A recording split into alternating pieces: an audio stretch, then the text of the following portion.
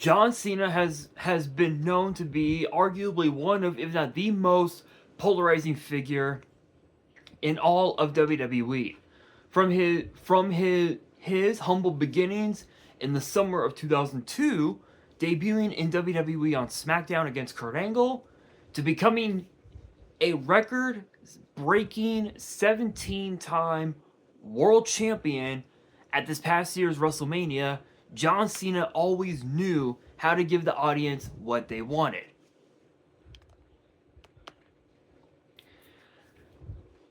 But this actually goes all the way back beyond his time in WWE. Excuse me. Excuse me. In fact, this actually goes all the way back to his time as a bodybuilder in the early 2000s. He became a professional bodybuilder in the can't speak, in the early 2000s, before getting called up to OVW, Ohio Valley Wrestling, by none other than, if my memory serves correct, by none other than Jim Cornette. In fact, originally Jim Cornette was the one that ran OVW for so many years.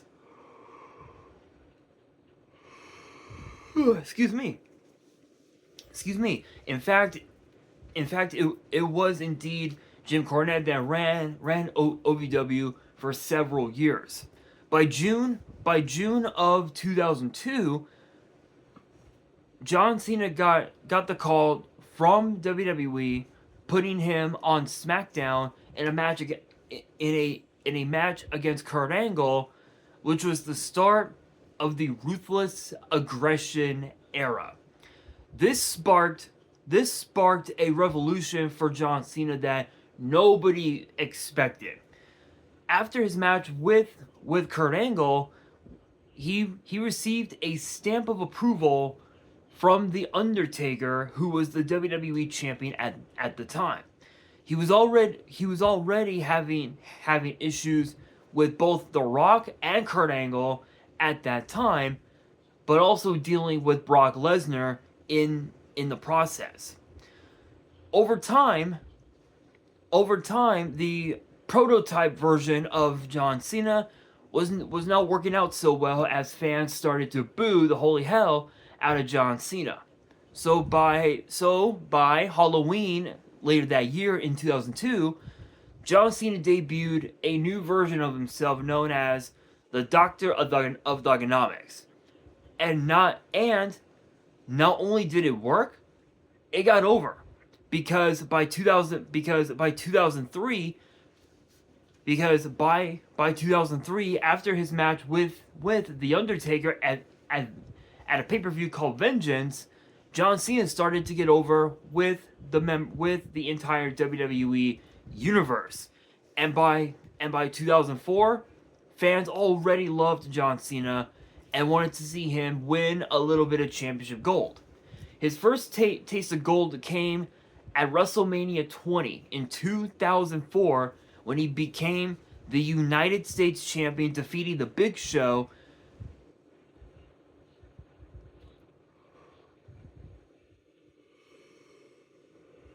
excuse me, which literally set the tone for the entire night, as John Cena used a pair of brass knuckles to win the United States title. Actually, his first of 5 U.S. titles. After that, he started to get into a scrap, if you will, with Booker T over the United States title, trying to figure out who is the rightful undisputed champion. They both had a best of 7 series, and John Cena walked out as the ultimate victor, becoming the undisputed champion, winning the title for the second time in his career. By 2005, things started to go up even further for John Cena, as he went on to become WWE champion at the cost of losing the United States title to Orlando Jordan. So by WrestleMania 21, which was here in my hometown of Los Angeles. Excuse me. Excuse me. John Cena had earned the right to challenge for the WWE title, which at the time was held by John Bradshaw Layfield, who was the longest reigning champion in SmackDown history of over 280 days. Almost close to 300 days, which was how long that JBL was WWE champion for. John Cena became champion at WrestleMania 21, and he held on to the title until New Year's Revolution in 2006, where he competed, where in that first championship reign, he went up against some of the absolute best that not only did SmackDown had to offer, but also Raw had to offer as well. He finished up his time on SmackDown dealing with JBL, and by the spring of 2005, WWE hosted what was known as the Draft Lottery. Monday Night Raw was able to gain the very first pick of the entire weekend, of the entire week, and the first pick of the Draft Lottery for Monday Night Raw was going to be the guest on Chris Jericho's highlight reel. Who was it? You guessed it, none other than the WWE Champion John Cena.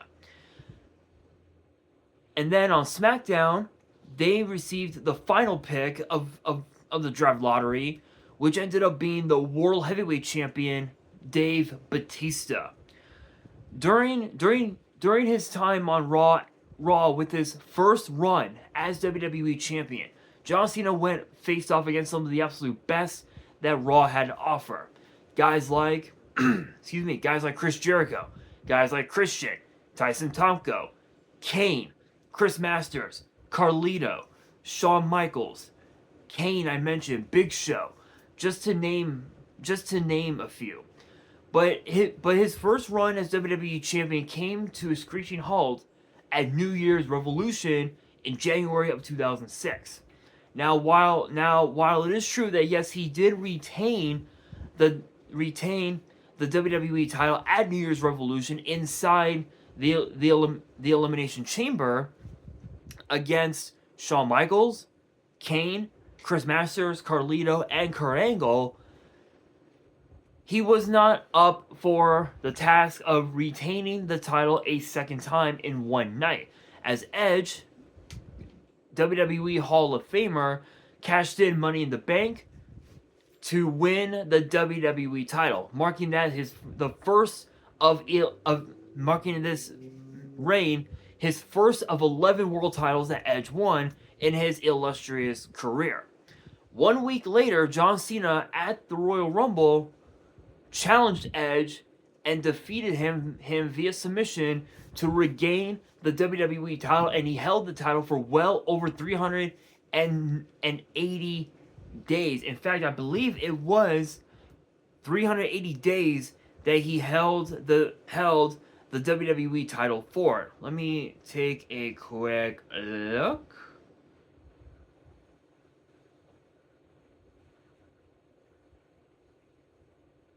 Let's see. World title reigns. 380 days. I was right. This actually came at his second reign as WWE champion, holding the title for 380 days.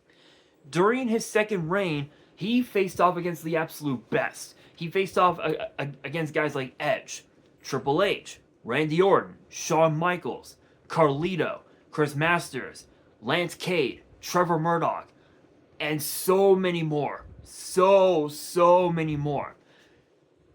And by 2007, John Cena, teaming with Shawn Michaels, became the World Tag Team Champions, defeating Rated RKO. This reign of theirs lasted a few months until the Raw after WrestleMania, when they were forced to defend the World Tag Team titles in a battle royal, to which Shawn Michaels eliminated John Cena to literally force them to lose the tag team titles to the eventual winners, the Hardys, if at least to what I remember, of course. Since then, John Cena continued his reign as WWE champion until he had to relinquish the title due to injury at the hands of Randy Orton.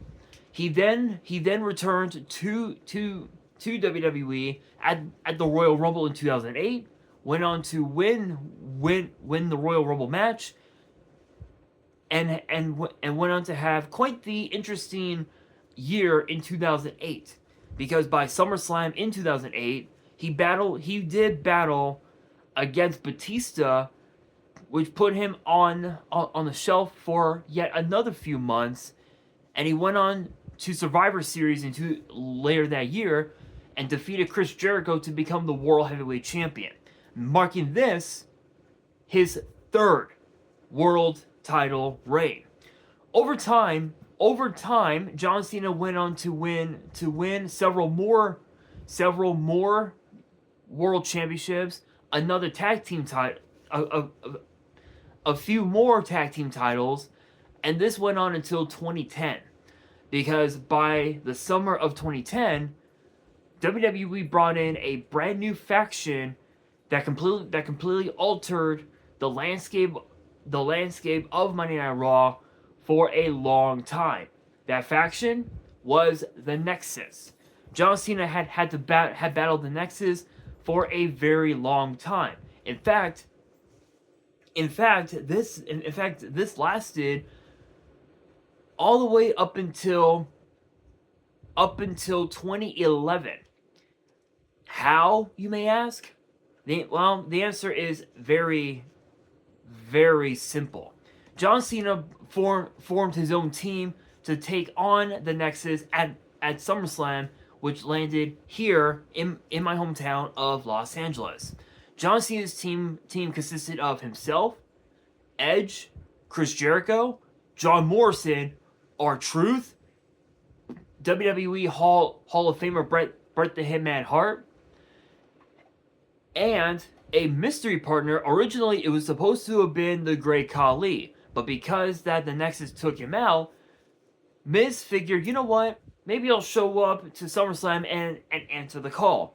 And he did, but John Cena was like, nope, you're too late. And brought in Daniel Bryan, who originally was a part of the Nexus, but understood what was happening, so he left the Nexus. John Cena had battled Wade Barrett and met several other members of the Nexus for a few months until Hell in a Cell in October, where he battled Wade Barrett one-on-one, where if John Cena won, the Nexus would be disbanded. But if he lost, which he did, he had no choice but to join the Nexus. And this actually lasted for weeks and weeks until Survivor Series 2010. Randy Orton at the time was the WWE champion. Wade Barrett earned the right to challenge for said WWE title after winning the very first season of NXT. So he used that contract to his advantage. And he used John Cena to his advantage as well, making him the special guest referee. So, at Survivor Series, the rules were simple. If Wade Barrett would walk out as WWE champion, John Cena would be free from the Nexus. But if Randy Orton won, John Cena would be fired from WWE. John Cena counted Wade Barrett's shoulders down for the 3, and Randy Orton became champion. He retained his title. John Cena was free of the Nexus, but he was also fired in in the process. So over the course of the next couple weeks after that, John Cena tortured the Nexus, and Wade Barrett gave John Cena one last opportunity to earn his job back by facing him at TLC. And then came 2011. 2011, he decided to take his focus off of the Nexus and focus back on the WWE title, which at the time was held by The Miz, after cashing in Money in the Bank on Randy Orton. Miz went on to defend his title against John Cena in the main event of WrestleMania 27, which was considered to be the worst WrestleMania of all time. However, in that process, The Rock returned after over 7 years away from WWE and started to target John Cena. John Cena went on to win the WWE title, I believe, for the 11th time in his career, if I remember correctly.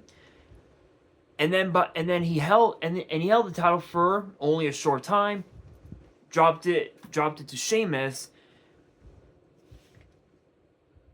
Or actually, I believe John Cena held on to the WWE title until Money in the Bank later that year, where Money in the Bank became one of the most controversial nights in history, as CM Punk became champion and walked out on WWE.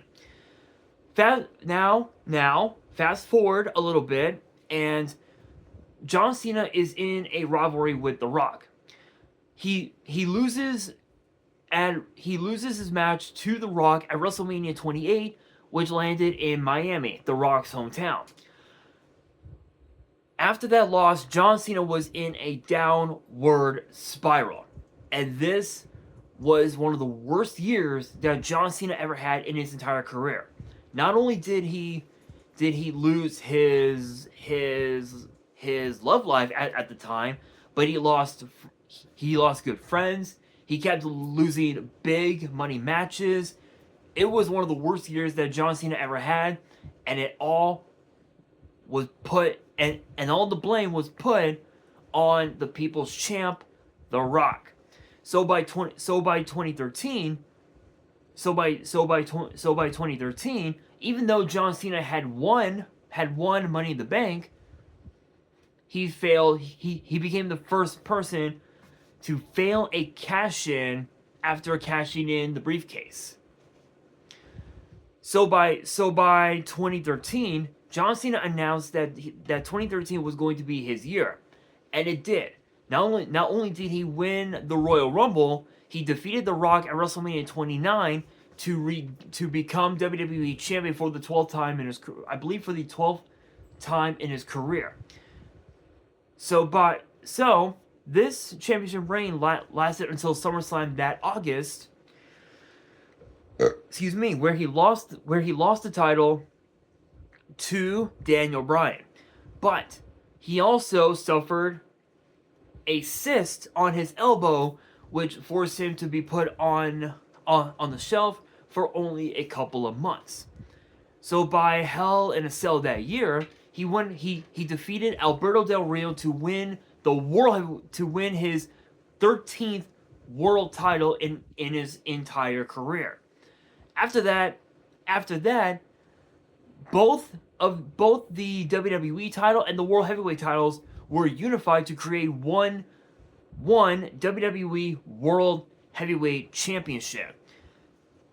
In fact, if I remember right, that World Championship marked his 14th World Championship. I know I said 13th. I believe it was his 14th World Championship, and then by Money in the Bank in 2014, that would mark his 15th. His 15th?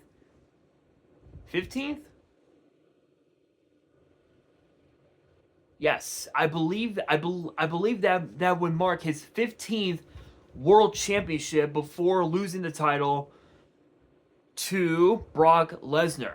And then by WrestleMania 35, he went on to win fourth his fourth United States Championship, defeating Rusev in an incredible match. And then SummerSlam later that year, there was a winner-take-all match. John Cena and Seth Rollins. The United States title versus the WWE title. And because of TV personality Jon Stewart, John Cena lost the United States title to Seth Rollins, but regained the title back less than a few weeks later at Night of Champions. He ended up holding on to the title for another few weeks before dropping it to Alberto Del Rio. So by 2016, John Cena was out of action for months, and he went on to have a very interesting 2016, facing off against some incredible talent. Guys like Dean Ambrose, guys like Dolph Ziggler, and guys like AJ Styles. But by the time WWE rolled into 2017, we entered the Royal Rumble. John Cena made history by being the first person to tie Ric Flair with 16 world titles. After that, he held on to the title for only a couple weeks and lost the title inside the Elimination Chamber to the first ballot Hall of Famer, the late great Bray Wyatt. After that, we didn't see much of John Cena after that. He went on to do movies, TV shows outside of WWE post WrestleMania. So by No Mercy in 2017, he went on to have a very interesting matchup with Roman Reigns. And then by 2018, he wanted to make it to WrestleMania. He wanted to have a match at WrestleMania, and he figured winning the Royal Rumble was going to do it. That didn't work. So he figured maybe I'll step inside the Elimination Chamber and earn the right to challenge Brock Lesnar for the Universal Championship. That didn't work out. So he figured maybe I will head over to SmackDown and get added to a match that became a 6-pack challenge for the WWE title. That backfired on John Cena really quickly. So what did he do? He called out The Undertaker, which was a very ballsy move, but a dumb one at that. John Cena ended up losing to The Undertaker in less than 5 minutes. After that, we didn't see much of John Cena once again, as he went on to work on more movies and more TV shows. So by the end of 2018, at a pay-per-view called Super Showdown, which took place in Melbourne, Australia, John Cena and Bobby Lashley teamed up to take on the team of Elias and Kevin Owens. This is where John Cena introduced a brand new move known as the Lightning Fist, which I believe Corey Graves called it Shantian Shuantou, which I believe in Chinese is supposed to be is supposed to be the Lightning Fist. I believe is how it's supposed to be. I'm not entirely sure. If you guys do know, you guys can let me know in the comments. But he ended up having a couple of other matches after that, and then he made his return in 2019 at WrestleMania in a segment with Elias, which WrestleMania 35 became the worst WrestleMania of all time. So by 2020, he entered a match at WrestleMania against the Fiend Bray Wyatt in a Firefly Funhouse match. and then 1 year later, by 2021, he makes a triumphant return, challenging Roman Reigns for the Universal Championship at SummerSlam, which completely backfired on him. After that, not much. We didn't see much of John Cena yet. Yes, he did make a couple of appearances here and there. He showed up to Raw celebrating 20 years of being in the business, and then 2023 comes around and he challenges Austin Theory for the United States title, which became a massive victory for Austin Theory, retaining the United States title. Later that year, he ends up in a rivalry with the Bloodline and teams with LA Knight to take on Jimmy Uso and Solo Sikoa at Fastlane. Originally, it was supposed to have been AJ Styles, but because that the Bloodline attacked AJ Styles, LA Knight stepped up. And then had a match at Crown Jewel against Solo Sikoa, which was basically SummerSlam 2014 all over again, and it was not pretty. By WrestleMania last year, John Cena makes a return to help Cody Rhodes finish the story and become WWE champion. After that comes Money in the Bank in 2024. Later that year, last year, John Cena announced that 2025 was going to be his final year on the active roster. And it all started with an appearance on Raw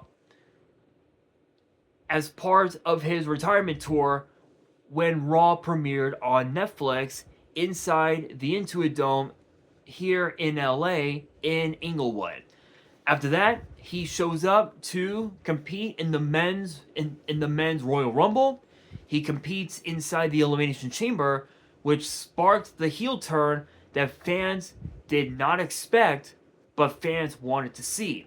He then goes on to defeat Cody Rhodes to win a record-breaking 17th World Championship, and he held the title until SummerSlam last month. Now we are at a moment in time when John Cena, after this Saturday, will only have 4 dates left. That's it. After that, that's it. It is all over. It is done. John Cena's career will come to an end.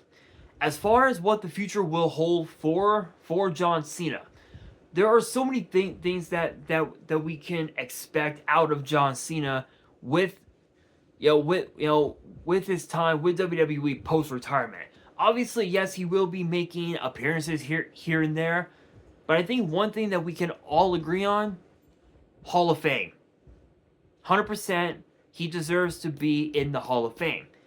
Is it going to happen? Absolutely. Will it happen next year? Only time will tell. Only time will tell. But I will say, thank you, John Cena, for some of the most incredible moments that you've given us. Some of the most incredible matches. Thank you for everything, John Cena. Just simply thank you for the memories. And with that being said, if you guys have a WWE superstar that you guys want me to do a profile on, you guys can drop names in the comments below, because I will be doing more of these over time. So be sure to get ready for those. But with that being said, that will do it for today's video. Hopefully you guys enjoy.